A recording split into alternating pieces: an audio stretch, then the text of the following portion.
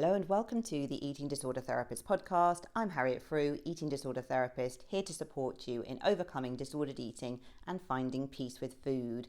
Now, before I launch in, I just want to let you know that I'm launching a course soon, which is going to be available online to learn at your own pace. And it's for anyone that's taking the GLP-1 agonist medication and perhaps wanting to really work on their psychological relationship with food alongside.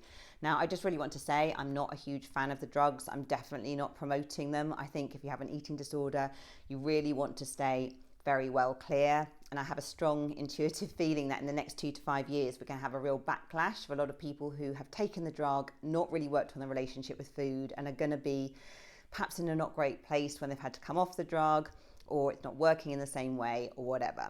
So anyway, but that aside, I'm creating this course. If you may be interested, you can also reach out to me on Instagram, send me a DM, or email me at harriet.frew@gmail.com, and I can kind of get you on the list and let you know when it is released.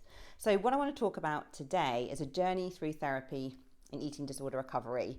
So I'm an integrative therapist. I use a range of different tools and skills when I'm working with clients with eating disorders, but fundamentally, I believe that the relationship is the key for healing. So I think if we have an eating disorder, often our attachment is rooted in often perhaps quite an unsafe, insecure place. We often haven't felt safe to be in touch with our emotions, our feelings, our thoughts, our authentic voice. We're often very disconnected from ourselves, and we are kind of living our lives through rules around food and body image in a way to try and feel safe.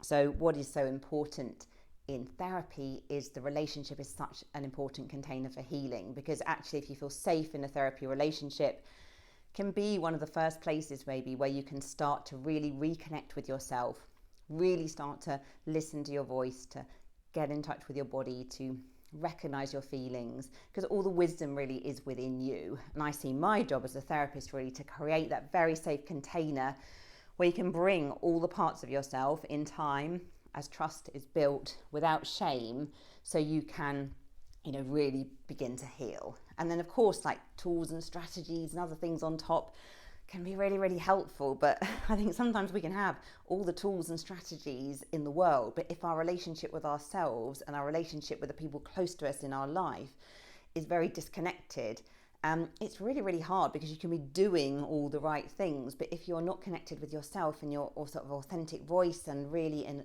alignment with yourself, healing is quite almost impossible, really.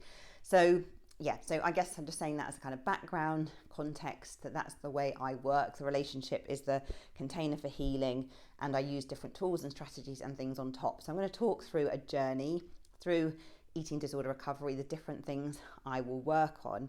Just want to say as well that my way is not the highway. There are many different ways that you can work with eating disorders. And again, I would just really say, follow your own truth and where you feel led to engage with treatment, because I think there is not one way to treat an eating disorder.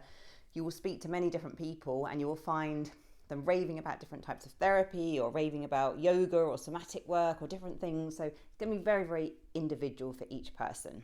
Okay, so let's dive in. So how do you treat eating disorders? So eating disorders are complex mental health conditions, and sadly, there is no wonder cure that can fix. If there was, I would probably be out of a job. So as the proverb says, not a very nice proverb actually, there are many ways to skin a cat. It's absolutely true in eating disorder treatment. There is no one way to treat these illnesses. So I fully stand by this. What works effectively for one person may be very different for another. So it's also worth saying that therapy and psychological input are one tool for treatment, but people will often need dietetic, possibly psychiatric input alongside. Other people will find different ways of healing to be equally as effective, whether it be through arts, music, or yoga, or something else. And with therapy, there are different approaches and ways of working. So some therapy will focus more on the past. Some therapy will focus more on practical tools for change. Some therapies, for example, Mantra, which is the Maudsley treatment for anorexia nervosa, is a specific therapy, created for treating anorexia nervosa. Or maybe CBTE by Christopher Fairbairn's team in Oxford, which focuses on all the eating disorders, but definitely tends to be used more by professionals, I would say, for bulimia or binge eating disorder. So I'm going to talk about some of the ways I work with my clients, And as I said, I'm an integrative counsellor. I'm not wedded to any one approach, rather using different therapies, which I found to be particularly helpful for treating eating disorders. I'm also not rigid in what I do and believe in tailoring the therapy to my individual clients. And I really believe that the relationship is the cornerstone for healing, because if you don't have a strong therapeutic relationship with your client, it's almost impossible to support them and to build trust. So I believe also in being flexible and tailoring work to suit a client's personal journey. And sometimes this may involve a more talking therapy with more insight and self-reflection, whilst at other times it may mean utilising tools and practical strategies or a combination of the two. So having said all this, I hope you can see that that I'm just giving some insights into the way I'm working. So it's not, my way is not the only way. I really believe you're the expert on you. And I feel like my job in a way is to help you tap into that wisdom that you have within you, because so often we have lost our internal voice and we are outsourcing our decisions to everything else in the world and to external validation and approval, etc. And that is not the way to happiness. Okay, so first of all, working with someone in therapy. So one of the things I would really do is work on motivation. So when people come into eating disorder treatment, they're often even highly ambivalent, in two minds about change. So as a therapist, I expect this, as the eating disorder is a coping strategy. So it's really helpful to work on this as a starting point. I'm not expecting people to come into therapy really up for it and ready to go. I expect the ambivalence. So if you're listening and you have an eating disorder, you might resonate with this. One part of you desperately wants to move on, let go of a destructive relationship with food. You might be ruled by food, over exercising, feeling miserable, socially isolated and paralysed by preoccupation with your body. However, another part of you doesn't want to let it go. You're scared of weight gain, you're terrified of losing control, you don't want to give up binge eating and the escape it brings. And this can bring a lot of confusing feelings. And you may feel, in different headspaces about your eating disorder at different times of the day or different hours of the day. It's really normal to sometimes feel super motivated about change, and other times to just feel like, I can't do this, it's overwhelming, it's too much. So my job as a therapist is to really help you embrace this ambivalence, okay? It's okay to like certain aspects of your eating disorder, and actually by bringing those out into the light and actually talking about them, it really helps you to actually begin to detach from some of those sort of positives of the eating disorder and to begin to think about other ways of coping. And through exploring the ambivalence as well, we begin to really recognise what the eating disorder means to you and how it's helping you cope, because of maybe it's a way of numbing difficult feelings. Maybe it's a way of trying to control your weight. Maybe it's just deeply familiar and offers safety and reassurance. So all of those things are fine, and maybe there's other reasons too. So in therapy, you can gain greater understanding about your eating disorder from this psychological perspective. You can take a step back and consider, whether this is a coping strategy that you want to keep, or to think about whether there could be other ways of coping. And of course, you might need to learn new tools to support you with this. And you can start to think about the bigger picture of your life and where you want to be going. Because motivation for change, when we're thinking about our next meal or tomorrow or short term, it can be really hard to hold on to motivation. However, when we start to think about 2 years or 5 years from now, looking at goals, values, and what's really important, this can help you take a step back and begin to consider change. Now, I know in my own recovery, this was so helpful to really think for me about where I was going and what I wanted in my life and what my future held for me. I really desperately wanted to train as a therapist, and I really wanted to be healed, and I really wanted to be authentic. So in a way, healing I didn't have another option. It just felt like, of course I have to heal. I have to find a way, even though I had no idea how I'm going to do this. But I'm not saying for you that you need to train as a therapist, but you need to have things in your life that are bigger than the eating disorder. Maybe it's, starting a family, or maybe it's traveling somewhere, or maybe it's study or education, or maybe it's just enjoying more of the day to day. There is no right or wrong, but it's so helpful to start to think about what really lights you up and where do you want your life to be going. Okay, another area I would really start to work on with my clients, number 2, is to start to understand why you developed an eating disorder in the first place. Now, there is not a simple cause and effect to developing an eating disorder. And if there was, treating EDs would be so straightforward. And I think what's also really important is that you could have 2 people going through identical circumstances, but actually they may cope with those stresses in very different ways due to their genetics, due to maybe their birth order, due to sources of support in their life at various times. It's so nuanced and individual.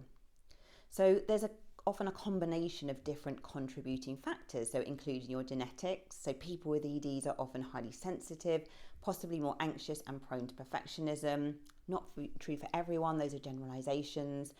Your family life, your relationships with food that people had in your family, body image at home, fat phobia, weight stigma, a lot of pressure to be thin maybe, different events, life experiences, how school was, if you experienced a bereavement or more.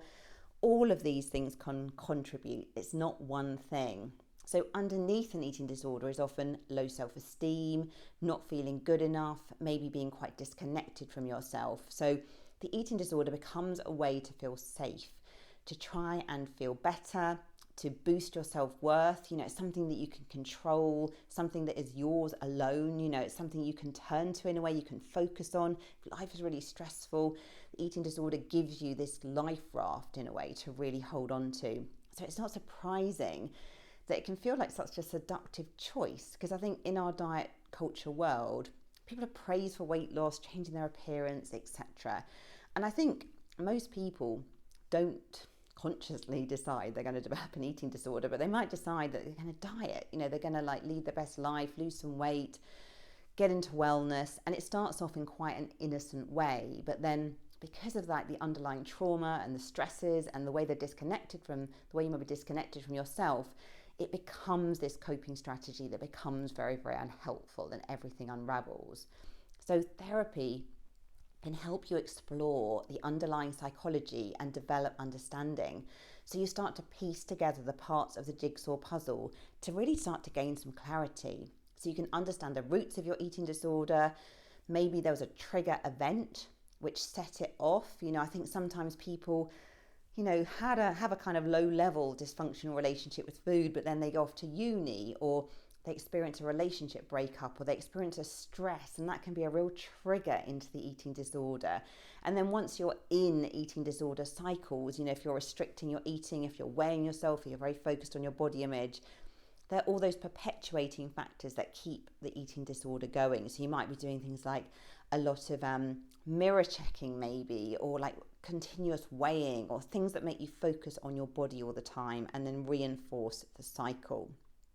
So of course, having awareness about the past, it doesn't necessarily guarantee change. But I think it's an important piece of the puzzle to do, because if you haven't got that insight, if you haven't really made sense of things, you can be a bit stuck. You can be a bit in the dark, really. So doing this work can be a powerful springboard for preparing for change, rather than feeling completely lost in the jungle, food and body image preoccupation, and not understanding, why things are happening. Okay, so that sort of psychology part, understanding, is really, really important. Okay, so one thing that's also really helpful, starting to get clear on your values and diluting the link between self-worth and weight. So this is number 3. Now, when you have an eating disorder, your weight and body shape has become the defining factor in your self-worth. Okay, so if you think about having a pie chart of all the different aspects that make up your self-worth, if you have an eating disorder, probably maintaining your weight or controlling your food is maybe 85-90% of how you define yourself. Now again, we have to have real compassion to ourselves. If you recognize this, we live in a culture that reinforces this belief 24/7. Now as well, the skinny jab, diets are constantly promoted, actively encouraged, and it can feel like the whole world is on a mission to be smaller or leaner. So of course it's so seductive. So you've got to be very compassionate to yourself, because of it is a reality in the toxicity of the culture that we live in, that if you are in a smaller body, you probably will be valued more, you'll be considered to be more self-disciplined, to be somehow superior. I mean, it's really very toxic, isn't it?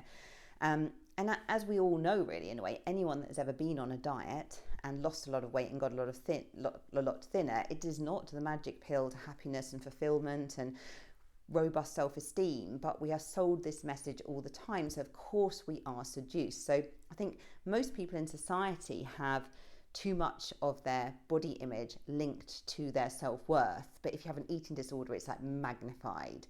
But I guess for most of us, when we're 90 years old, looking back on life, the number on the scales, abs, etc., how lean we are is not going to count for much in the bigger spectrum of life, okay? Now, this doesn't mean you have to throw the baby out with the bathwater and not look after yourself and never have aesthetic goals, but you don't want these things to be ruling your life.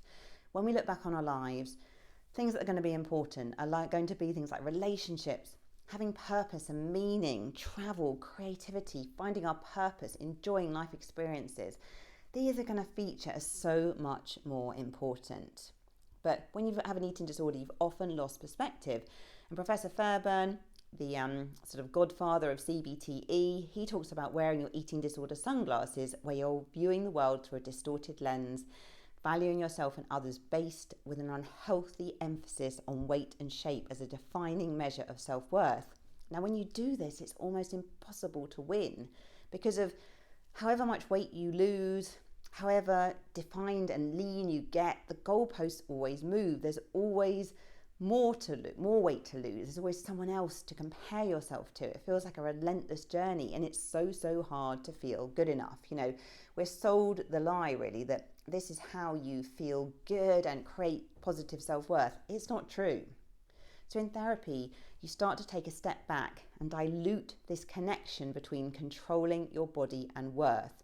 And you can begin to consider your values, think about your hopes and dreams for the future, and get back in your own lane of what is meaningful to you, rather than being dictated to by all the noise in our culture. And so often when you're in recovery, you have to really put the blinkers on, you know, actually close your ears off to all the noise that is coming at you, and to really get rooted in your own lane, because of diet culture, wellness culture, it's not going away anywhere soon, you know, but actually you don't have to buy into that in the same way as everyone else is. You can start to really value yourself more in other ways. And again, like, you don't have to throw out the baby with the bathwater. You can still have some aesthetic goals. You might still want to like really value health, but you want to do it from a place of where it's like healthy balance, not sort of this obsessive preoccupation.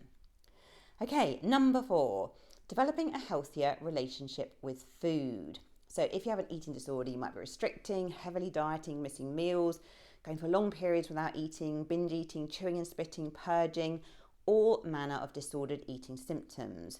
Now, when you are living with these disordered eating habits day by day, physically you're not going to feel good, because when you're physically hungry as well, you'll be tired, you'll be experiencing blood sugar imbalances, you'll feel exhausted, find it hard to concentrate, because you'll be preoccupied with food all the time. And then it's really hard to work on psychology and the emotional side of the problem.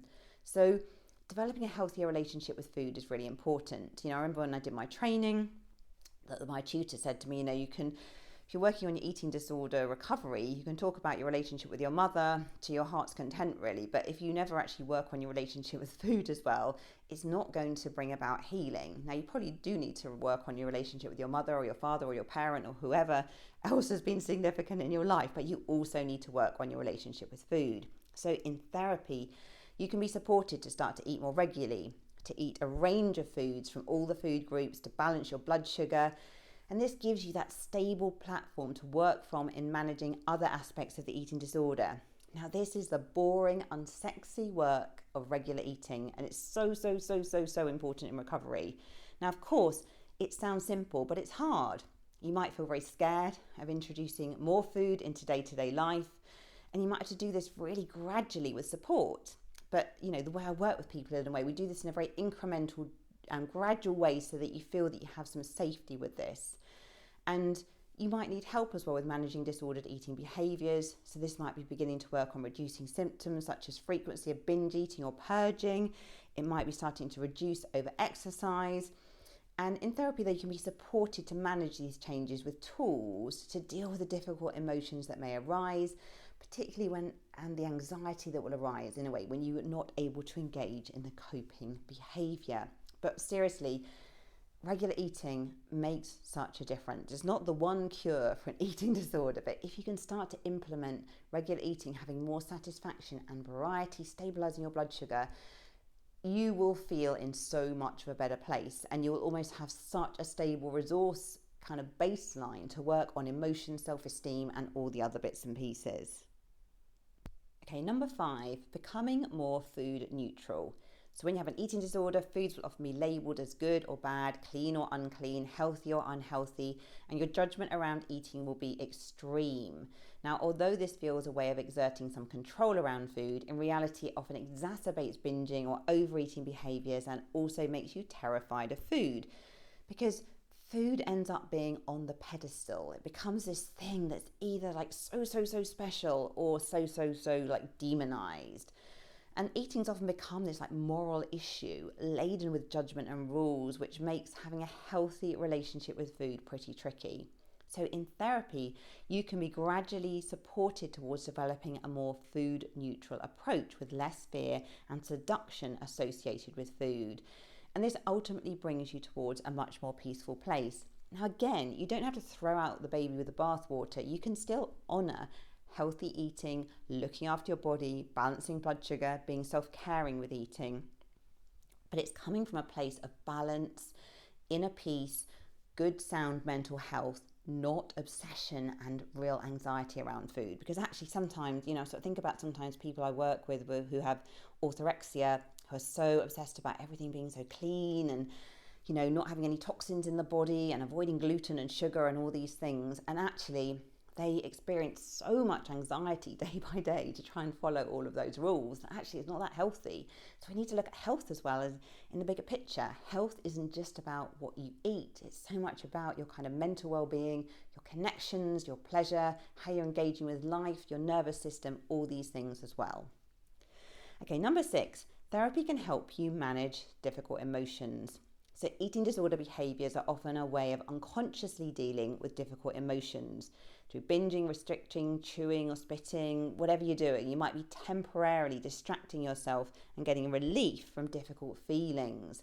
So such a vital part of therapy is offering you a safe place to explore these feelings without judgment.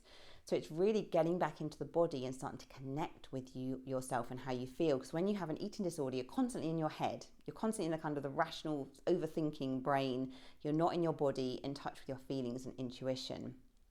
So, and for good mental well-being as well, you don't want to be ruled by your emotions either. It's important to learn tools and strategies to deal with your emotions effectively and to learn better coping strategies for when you feel distressed or anxious or sad or angry or whatever it is. So you may feel completely out of touch with your emotions, and it can take time to begin to feel your feelings in your body, to name them, to process them in a healthy way.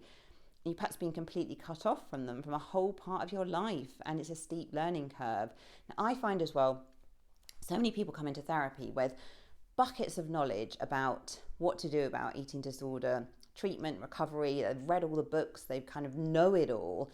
But what's really missing is they haven't really integrated it into their body in terms of actually practicing it, doing the thing, feeling the feelings. That's something that just not familiar with at all. And that's where therapy can be so helpful. Now, it can feel safer if you have some underlying trauma or some difficult feelings that, you just don't want to go there. It can feel safer just to numb some of your emotions. And that's where the eating disorder has been a coping strategy. And the eating disorder may have really offered you relief, escape, a safe place to escape some of those feelings. But the trouble is as well, when you are cut off from your negative feelings, you also miss things like joy, happiness, contentment, your inner sort of excitement, surprise, feeling peace. You're sort of in this kind of numb, disconnected state, which is not great.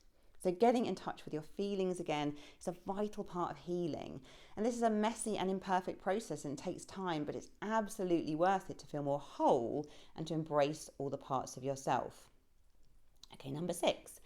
Therapy can help you develop a different relationship with your thoughts. So with your mind channeling 60,000 thoughts a day, many being repetitive, you can understand the power of your thinking. When you have an eating disorder, your thoughts will be dominated by food, weight, and shape concerns. And you might also experience anxiety around these issues, and your thoughts might feel wildly out of control. So in therapy, you can be supported to develop a different relationship with your thoughts. Firstly, to develop awareness of them, to be more accepting of them as just thoughts, to realise that thoughts are not facts. And you can also be taught to challenge unhelpful thoughts with more rational alternatives, and or just to accept thoughts. And thoughts can take more of a back step, a back step in your life rather than ruling the roost. And particularly, perhaps you've got an eating disorder voice in your head that's so strong and chastising. So you can learn to develop a much more compassionate and kind dialogue with yourself. And many people with eating disorders have this very strong inner critic. Could call it the eating disorder voice. People experience it in different ways. This voice that chastises them all day long, not just about food, but everything they do. So, really working to dilute that inner critic to develop a different relationship with thoughts can be infinitely helpful. Okay, number 7, you can develop self-compassion and a healthier body image.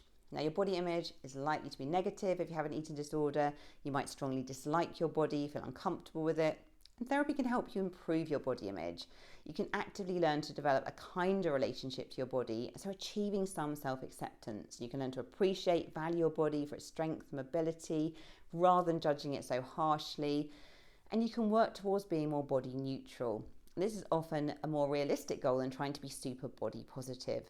But many people that come into therapy are spending so much time focusing on their body, and actually when you focus on something, it expands exponentially in your consciousness. So, if you are constantly looking on social media, looking in the mirror, comparing yourself with others, weighing yourself all the time, all of these things are going to absolutely add fuel to the fire of negative body image.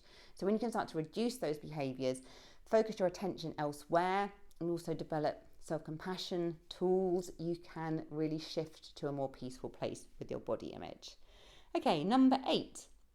You'll discover new ways to boost self-esteem and self-worth. So as I've said, when you have an eating disorder, your self-worth is so based on your body shape, your weight. When you're doing well with this, you feel good.